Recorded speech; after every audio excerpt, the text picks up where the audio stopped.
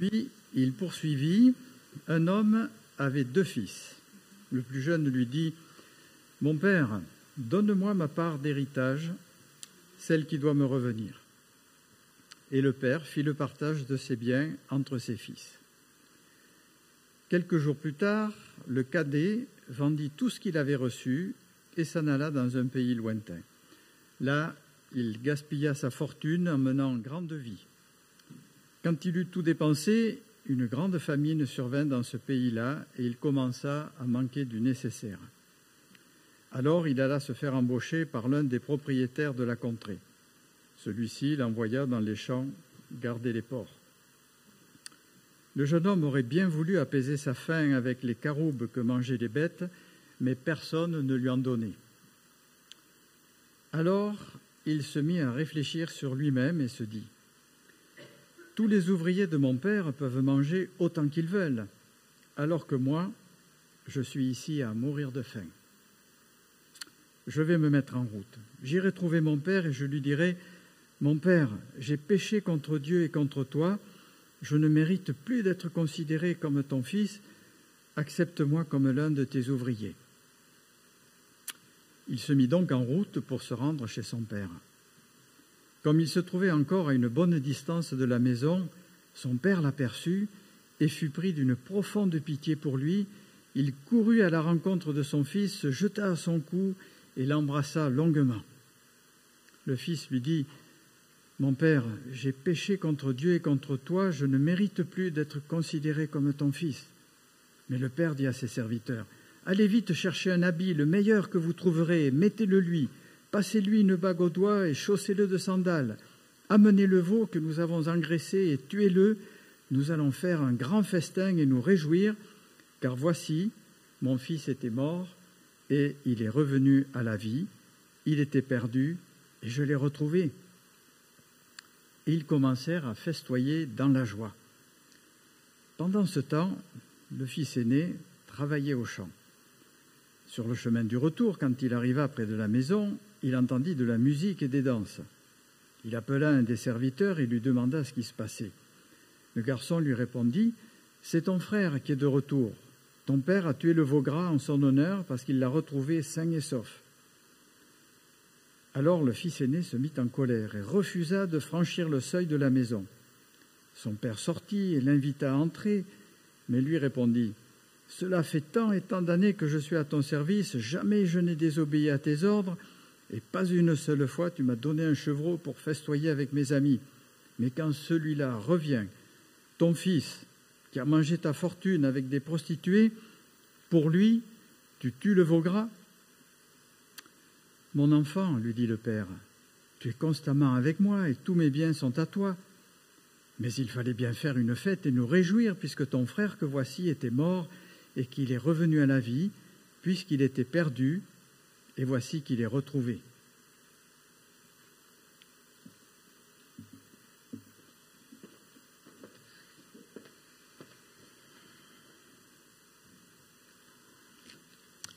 Merci Jean.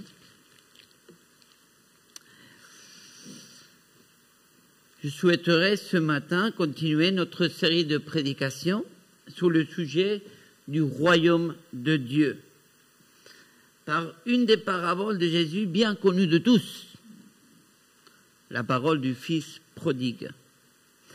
Celui-ci a été la source de beaucoup de prédications qui certainement vous aurez entendues à plusieurs reprises. Ce que j'aimerais faire ce matin, ce n'est pas de chercher à vous apporter un nouvel enseignement sur ce récit, mais plutôt relire ensemble à nouveau cette parabole à partir de la vision du royaume de Dieu. Comme pour un grand nombre de paraboles de Jésus qui sont bien identifiées comme les enseignements du royaume de Dieu, celle-ci n'est pas identifiée de la sorte. La parabole du Fils prodigue fait partie d'un ensemble de 3 paraboles. La brebis perdue, la pièce d'argent perdue et le Fils perdu. Toutes ces 3 paraboles font ressortir la même séquence, perdu, retrouvé. Le point commun de ces trois paraboles, c'est la joie vécue et fêtée quand la personne est retrouvée. C'est à partir de cette joie ou de cette réjouissance que la parole de Dieu met en avant à la fin de ces trois paraboles que nous sommes encouragés aujourd'hui à relire de nouveau la parabole du Fils prodigue. Chapitre 15, verset 10 du Luc, il nous dit « De même, je vous le déclare, il y a de la joie parmi les anges de Dieu pour une seule pécheur qui change de vie. Aimez-vous fêter et être dans la joie ?» Avant de répondre à cette question, et dans la perspective annoncée dans ces trois paraboles, il serait souhaitable de se demander plutôt si nous sommes perdus ou bien nous sommes retrouvés. Pour y répondre à partir de la parole du Fils prodigue, nous allons essayer de comprendre cette joie vécue dans le royaume des dieux à partir de deux caractéristiques qu'on peut tirer de ce texte. La liberté et la deuxième, c'est l'amour. Afin de vivre cette joie, pas après, mais dès aujourd'hui, pour ceux et celles qui ont été retrouvés ou bien qui peuvent l'être encore. Commençons par cette liberté dont le texte nous parle.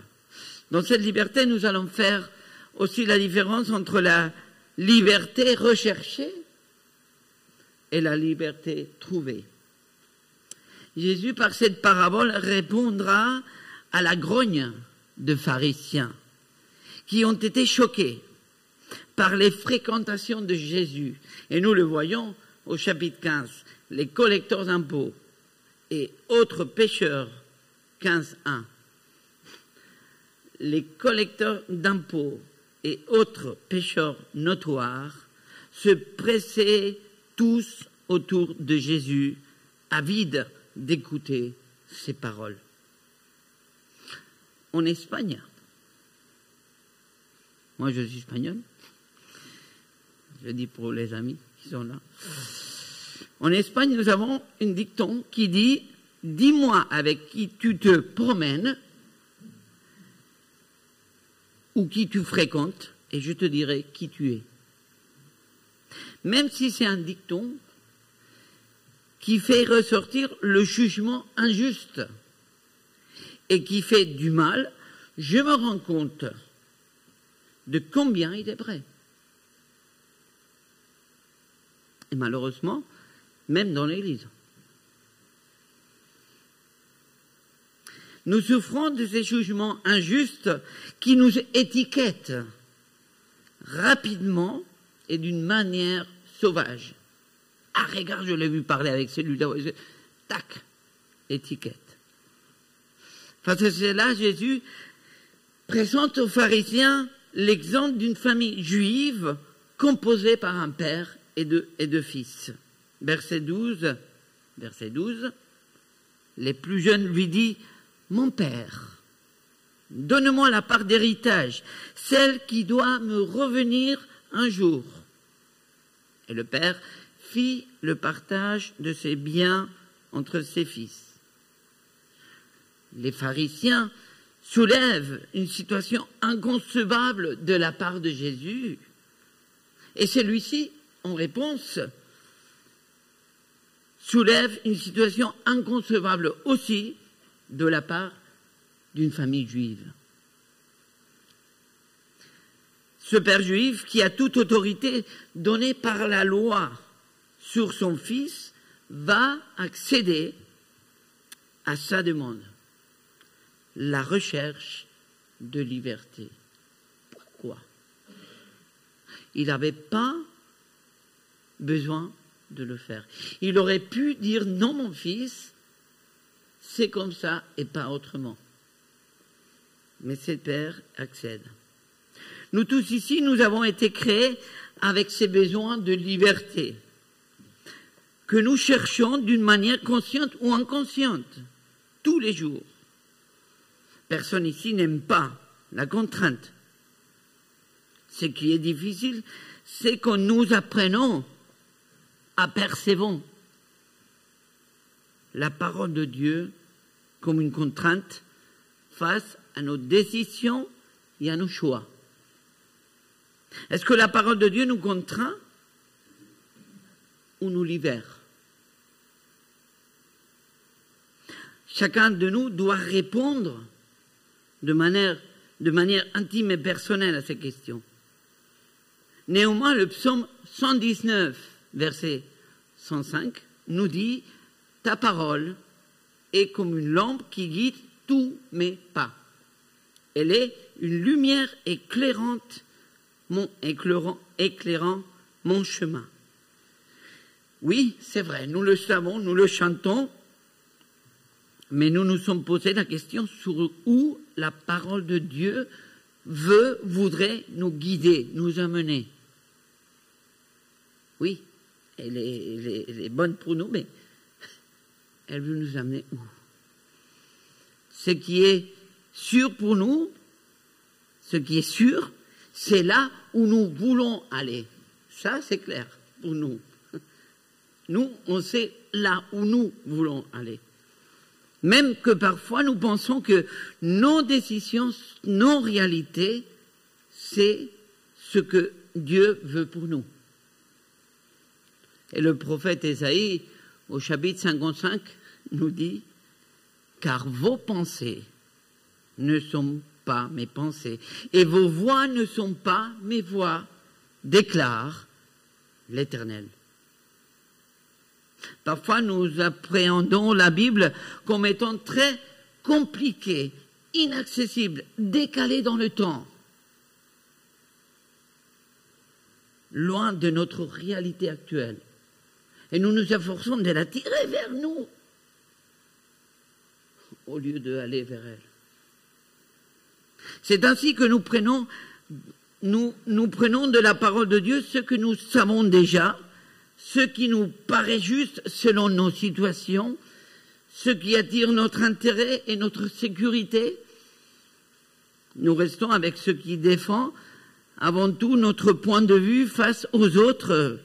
Et avec cela, nous croyons prêts pour chercher notre liberté. Sans pour autant laisser la parole de Dieu nous déranger, nous transformer de gloire en gloire, comme dit l'apôtre Paul, nous mettre en cause. Comme le fils de ce père juif, mon père, donne-moi la part d'héritage, celle qui doit me revenir un jour, car je sais que tu es bon, je sais combien il est bon d'être dans ta présence, je sais combien j'ai besoin encore de toi pour marcher. Cependant, je sais aussi ce que je veux, et je sais aussi quel est mon besoin, et avec ce que tu peux me donner, je pense que ça ira. Pas besoin de plus.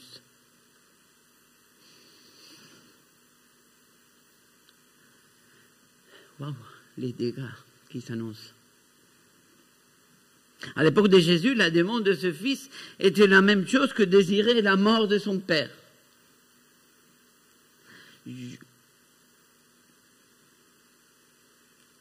Les demandes d'héritage pendant que les parents étaient vivants n'étaient pas connues. Et pourtant, le père accepte cette demande. Quand je suis arrivé à ce point de mon étude, je me suis rendu compte de combien nous sommes parfois manipulés par des idées mal conçues et mal interprétées sur la connaissance de Dieu, sur la connaissance du Père.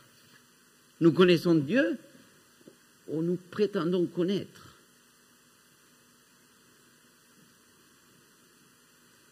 Notre Père. Face à la réponse donnée par ce Père à son Fils, nous sommes loin d'être en face d'un Père qui mettrait que des contraintes. Nous sommes loin d'être en face d'un Père qui serait injuste, qui nous demanderaient l'impossible, qui voudraient nous enlever le bonheur que nous désirons selon notre opinion. On voit un père qui accède à la demande de son fils.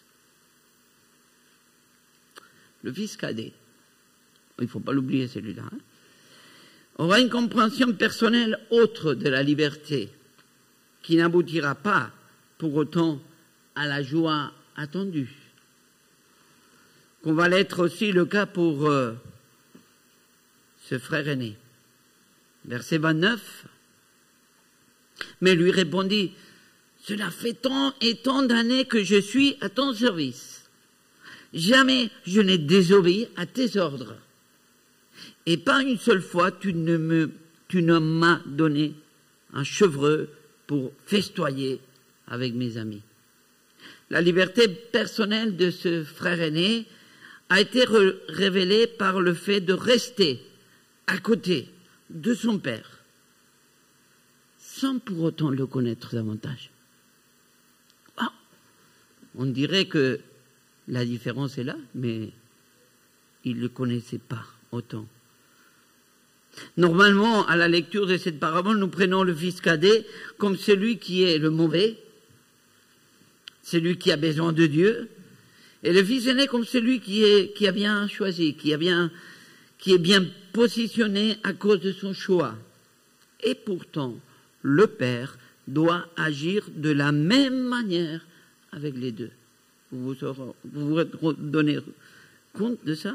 Le père va aller à la rencontre de ces deux enfants pour qu'ils puissent rentrer dans la vraie joie. Verset 20. Pour le fils cadet, il courut à la rencontre de son fils, se jeta à son cou et l'embrassa longuement. Pour le fils aîné, verset 28, son père sortit et l'invita à entrer. À la limite, nous pourrions appeler cette parabole la parole des fils prodigues. L'obéissance à ce que Dieu dit est une bonne chose. Et dans la Bible, nous sommes appelés à l'obéissance. Cependant, cette obéissance peut devenir une religion si elle ne passe pas par la connaissance du Père. Jérémie 31-34. Ils n'auront plus besoin de s'enseigner l'un à l'autre. Et répétant chacun à son compagnon ou son frère, il faut que tu connaisses l'Éternel, car tous me connaîtront. Tous connaîtront le Père. Le but ultime, c'est la connaissance du Père. Connaître Dieu dépasse la connaissance intellectuelle, théologique et l'application stricte de ce que nous savons. Connaître Dieu, c'est le reconnaître Seigneur et Roi du royaume, de ma vie. Connaître Dieu, c'est connaître sa souveraineté, dans laquelle se trouve la vraie liberté, celle que Dieu a voulu donner à l'homme et la femme au moment de la création dans sa présence. Connaître Dieu, c'est pas simplement, je connais ce qui est bon. C'est de me mettre tout ce que je suis, toute ma vie, appuyé en ce que Dieu est, malgré les circonstances tout autour.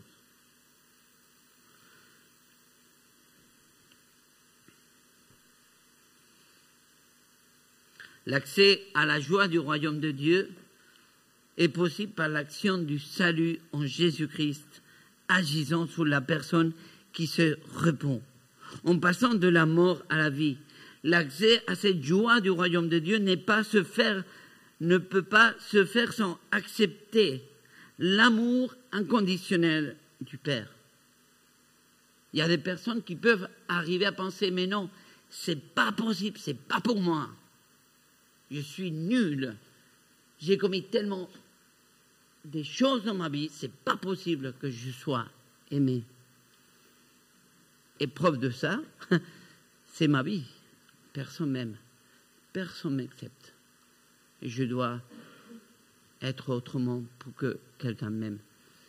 Mais Dieu n'est pas comme ça. La connaissance du Père, c'est voir ce Père qui n'attend rien de toi, mais qui t'aime.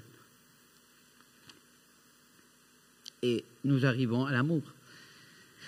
L'amour inconditionnel de notre Dieu peut aussi être mal compris. Preuve de cela peut être vue dans les divisions et le schisme de l'histoire de l'Église, que l'histoire de l'Église a vécu. Même aujourd'hui, nous sommes tellement aveugles et à côté de la réalité divine que nous pensons et nous croyons parfois que nous sommes les vrais croyants et pas les autres. Simplement parce que nous avons compris et pas les autres. Parce que nous avons l'Esprit Saint et pas les autres. Parce que nous sommes le vrai peuple de Dieu et pas les autres. Vos pensées ne sont pas mes pensées. Et je sais parfaitement que ces affirmations sont suivies des arguments bibliques, de ce que nous savons. J'imagine que le fait de parler ainsi devant vous, au milieu d'une prédication, peut heurter certains qui ne voient pas les choses comme moi. Cependant, plus j'étudie la Bible, plus je me rends compte de la mauvaise compréhension que nous avons de cet amour de Dieu. Je ne vous parle pas de l'amour que nous pouvons ressentir de notre part vers Dieu. Je vous parle de l'amour qui parle Éphésiens 3, les versets 17 et 19. Que le Christ habite dans notre cœur par la foi, enraciné et solidement fondé dans l'amour. Vous serez ainsi à même de comprendre, avec tout ce qui appartient à Dieu, combien l'amour du Christ est large, long, élevé et profond. Oui, vous serez à même de connaître cet amour qui surpasse tout ce qu'on peut connaître. Et vous serez ainsi remplis de toute plénitude de Dieu. De quelle merveilleuse manière l'apôtre Paul nous présente l'amour de Dieu qui dépasse toute compréhension humaine. De quelle merveilleuse manière l'apôtre Paul nous donne un aperçu de la joie vécue dans le royaume de Dieu, source de son amour. Face à cet amour merveilleux et immense de Dieu, je ne peux pas faire une autre chose que d'être reconnaissance et en silence. Et ainsi laisser l'amour de Dieu agir. Versets 18 et 19. Je vais me mettre en route, j'irai trouver mon père et je lui dirai, mon père, j'ai péché contre Dieu et contre toi. Je ne mérite plus d'être considéré comme ton fils. Accepte-moi comme l'un de tes ouvriers. Le verset précédent, le verset 17, si tu l'as pas, tu l'as pas. Hein, on l'a, ouais. Commence en disant, alors il se mit à réfléchir sur lui-même. Ici, le Fils va plus loin que regretter ce qu'il a fait. Il a ici une dimension spirituelle dans laquelle la personne est capable d'analyser la situation et ainsi changer de comportement. Ce n'est pas une question de je vais demander pardon et c'est bon, c'est du passé. Non. Il analyse, il regrette et il a honte de ce qu'il a fait. Quand l'homme et la femme arrivent à analyser et stopper leur comportement pour le changer, je redis autrement, pour que celui-là puisse être changé, parce que l'homme ne peut pas changer, c'est Dieu qui change, c'est Dieu qui transforme, c'est Dieu qui donne vie. Cela veut dire qu'ils ont entamé le chemin de la repentance sincère. La véritable repentance se voit dans le fait que le Fils ne dit pas « je vais demander pardon à mon Père », mais dans le fait qu'il reconnaît son comportement et sa mauvaise action devant le Père. « Mon Père, j'ai péché contre toi, contre Dieu et contre toi, je ne mérite plus. » Le fils cadet est parti en disant « donne-moi et j'aurai la liberté ». Et le fils cadet revient en disant « fais de moi ce que tu voudras et je serai vraiment libre. » Verset 30. Mais quand celui-là revient, ton fils qui a mangé ta fortune avec des prostituées, pour lui, tu tues le veau gras.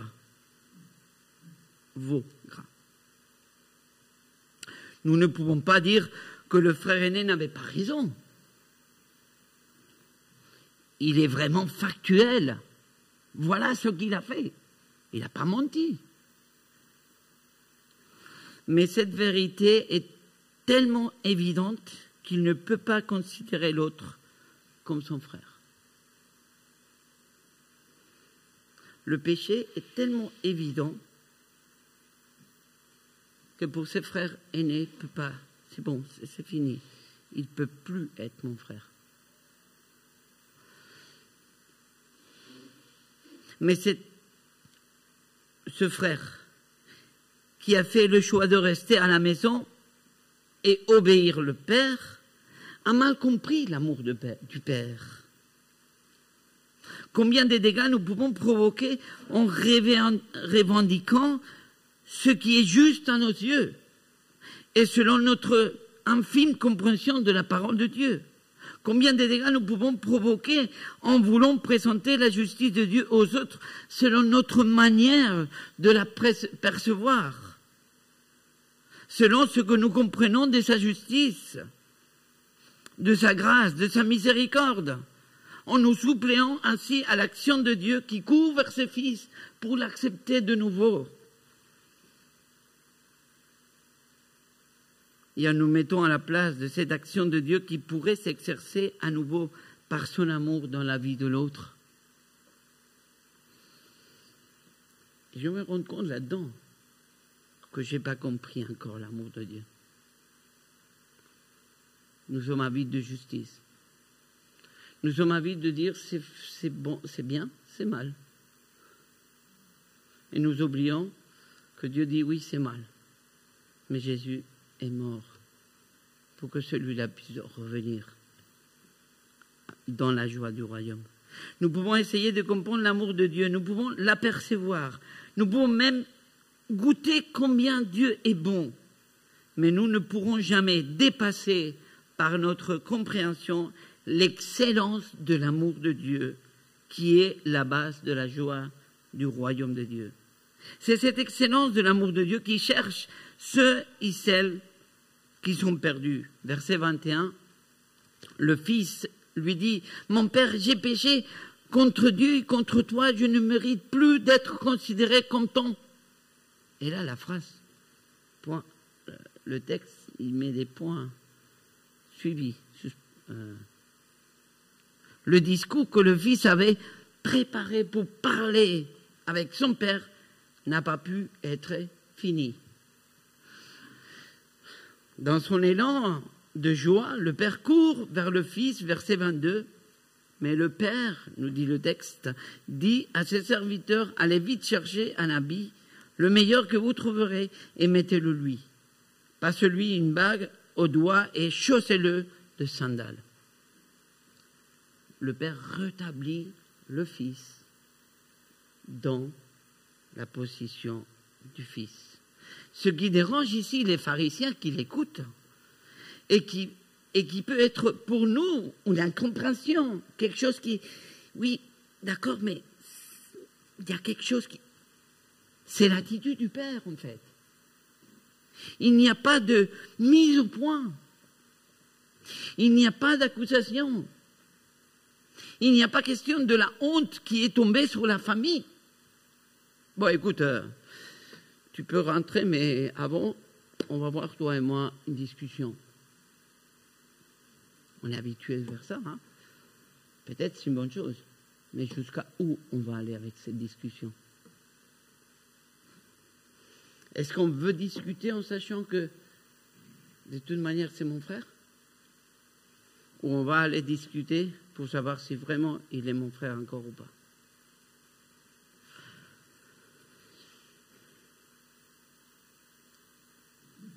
Il n'y a pas de question de faire payer quoi que ce soit. Quand le Père le voit au loin, ce qui compte est l'action de l'excellence de l'amour du Père qui est contre toute attente humaine. Cet amour d'excellence va rétablir le Fils qui était perdu en lui donnant accès à la joie du royaume de Dieu. Cette excellence de l'amour de Dieu dépasse tous les jugements qui puissent tomber sur nous ou qui ont tombé toute la vie sur nous. Je ne sais pas comment tu vis ta vie, mais peut-être tu es étouffé de tous ces regards, de toutes ces étiquettes. Mais l'amour excellent de notre Dieu dépasse tout ça. Parce qu'il regarde notre cœur, il regarde notre attention, il voit notre honte, notre regret, avant que nous puissions le prononcer. Cet amour n'attend pas que nous fassions de formulation des phrases pour mériter l'entrée au royaume de Dieu. Car l'entrée dans la joie du royaume de Dieu est possible uniquement par l'action de cet amour de Dieu exprimé par la grâce, sans le mériter. La seule chose qui est nécessaire de la part de l'homme et la femme, la seule chose qui est nécessaire de notre part, c'est de donner un pas vers Dieu. Tout simplement. C'est ce que nous voyons dans ce Père qui voit son Fils et qui court à sa rencontre pour l'embrasser, pour l'aimer d'un amour inconditionnel, éternel. Verset 32, mais il a fallu bien faire une fête et nous réjouir. Vous aimez fêter et être dans la joie? Il fallait bien faire une fête et nous réjouir, puisque ton frère que voici était mort, et qui est revenu à la vie, puisqu'il était perdu, et voici qu'il est retrouvé. La joie du royaume de Dieu que nous pouvons vivre dès aujourd'hui est provoquée par le rétablissement, par la résurrection de celui qui était perdu ou mort, qui a pu retourner à la vie par l'excellence de l'amour de Dieu envers ceux qui le cherchent. Je vais conclure en nous posant la même question qu'au début. Est-ce que nous sommes perdus ou retrouvés? La réponse de cette question... Attention, prenez le temps de répondre à cette question. Ce n'est pas parce que j'ai donné ma vie à Jésus que je suis aujourd'hui retrouvé. Peut-être je suis comme ce fils aîné qui est resté au côté de Père, mais qui n'a rien compris encore. La réponse à cette question pourrait sembler facile, mais à la vue de la parole du Fils prodigue, je pense qu'elle n'est pas autant. Je ne dis pas cela pour mettre en doute l'œuvre du salut que notre Seigneur a opéré ou peut opérer dans notre vie. Il n'y a rien qui puisse chambouler ça. C'est une fois pour toutes. Nous sommes des enfants de Dieu si nous l'avons reçu dans notre cœur. Cette question nous est posée par rapport à la connaissance du Père. Nous aurions dit que celui qui était perdu était le frère cadet. Et pourtant, le Père se lance à la recherche aussi du frère aîné pour lui faire entrer dans la joie du royaume. Sans mettre en cause notre salut que nous avons en Jésus-Christ, nous pouvons être aussi perdus dans la compréhension et la réalité du royaume de Dieu pour nous dès aujourd'hui. Nous pouvons être perdus face à la compréhension de cet amour d'excellence qui rend possible le fait de vivre dans la véritable liberté et le joie qui se trouvent dans la réalité du royaume de Dieu. Je n'ai rien à prouver. Je dois aller vers Dieu et il m'accueille. Que chacun de nous puisse, devant notre Seigneur et Sauveur, se mettre à réfléchir sur soi-même et que le Seigneur puisse nous aider à le faire toujours et à donner des pas vers ce Père qui nous attend pour se faire connaître davantage. Et ainsi, nous pourrons progresser de jour en jour afin de participer à la vraie joie et liberté dès aujourd'hui dans le royaume de Dieu. Je vous invite à la prière. Notre Père, notre Dieu, merci parce que tu es Dieu. Tu n'as pas attendu que nous fassions quelque chose pour mériter. Nous sommes tes enfants et tu nous aimes inconditionnellement. Et Père, chaque fois que nous sommes éloignés de toi, c'est à cause de nos propres décisions. Parce que tu es le même toujours. Tu es le même hier, aujourd'hui et demain. Tu es ce Père-là qui nous attend, bras ouverts, à que nous revenions vers toi. Seigneur, que ton Esprit Saint puisse nous donner de te connaître toi, le Dieu véritable. Nous donner de connaître cet amour d'excellence qui dépasse tout ce que nous comprenons, tout ce que nous savons. Et que cet amour puisse nous transformer envers les autres. Seigneur, nous vivons dans ce monde de péché. Depuis que Adam et Ève t'ont désobéi. Et la seule chose qui pouvait se passer, c'est que Jésus-Christ, notre Seigneur, a fait pour nous libérer. Il est venu à sauver et pas juger.